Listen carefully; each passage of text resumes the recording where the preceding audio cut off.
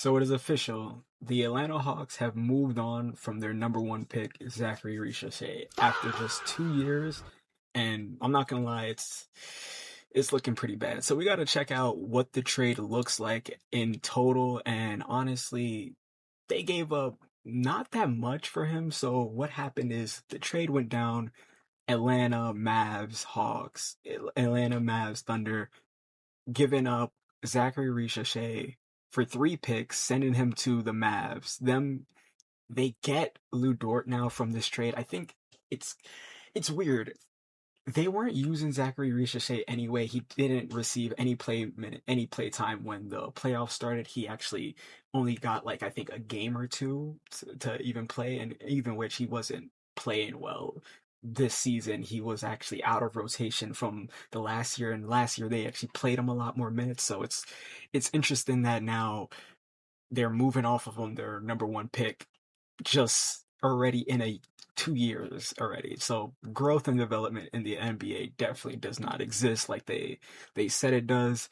They do get Lou Dort. Now, Lou Dort is a defensive complementary piece for a championship team. I think he is in the latter part of his career where you're less reliant on him to be an offensive threat out there. He's more of a, I'd say, vandal for the Lakers. He's more just defensive oriented. You could see in the last series he had with the Spurs, he was kind of, I don't want to say the reason, but you can tell with the lineups that they had, SGA was not able to perform when Lou Dort was out there. He's obviously one of their spacers and defensive threats, so you want to have him on the floor, but then if he's not able to knock down the open threes, it's kind of counterintuitive. So Atlanta does get an extra defensive piece. I mean, this is a team that's already loaded now. You have Dyson Daniels, you have Nikhil Alexander Walker, you have already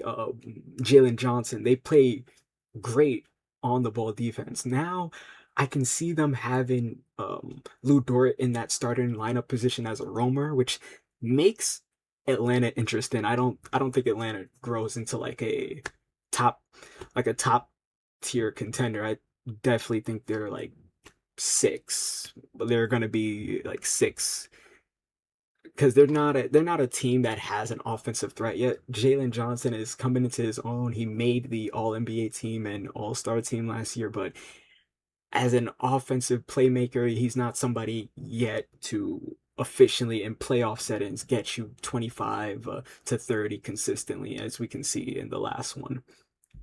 But now for the Mavs, and in this side of, I think that the Mavs, I don't know what they're doing, because you do get Ricochet for cheap. Don't get me wrong. This is not you're not leveraging your whole roster for Ricochet here. But now you have essentially another number one overall pick. I think he's not coming into this team thinking that it's going to be his team. So I'm not saying that. But I think him coming into this team, he does play a similar role style to like a PJ Washington, to a Cooper Flag. But I don't know where you would want to have him because Cooper is essentially the point forward.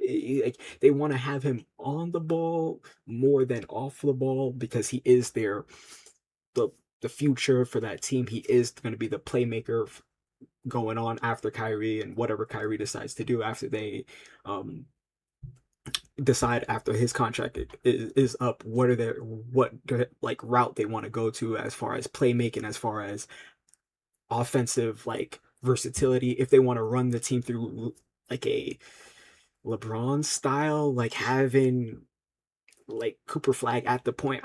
I don't know, but if they do want to do that, then obviously it's gonna be a little bit different if you're gonna have another player that plays in the same style, but he's just not in that sort of realm yet as a Cooper Flag. Cooper Flag is already aggressive, can get to the rim, already knows how to find players out of the double team, gets to his spots relatively quickly for someone of his age.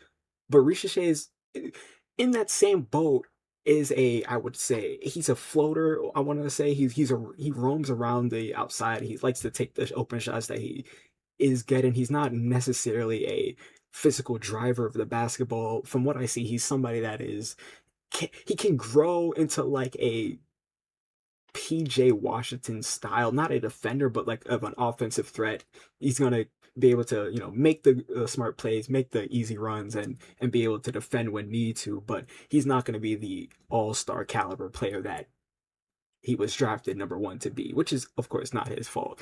Now we have the other side to this deal, which just makes it even worse. The OKC Thunder getting three, I believe, second round picks for this. Now this Sam Presti wins again. We just know that these picks are going to be used for a potential trade or potential down the line pickup that could be like potentially just devastating because their last couple of drafts they've hit the mark. You have Isaiah Joe that they're gonna have to make a decision on, but he was somebody that came on for their team and performed really well. You have AJ Mitchell performed really well for their team. Case and Wallace performed really well on their team, and they just consistently know how to pick players. You have a Jalen Williams that they picked, the Chet that they picked. So they know how to pick players. And also, they did make that trade a couple of years ago with Caruso. And I think it was a trade with, I want to say, a second round pick in there. So they know how to use their picks to leverage to get themselves back into a championship contention, if you want to say. So this trade for sure, yeah, this sets up the NBA to look, yeah, oh my God. Why? Why would they do this?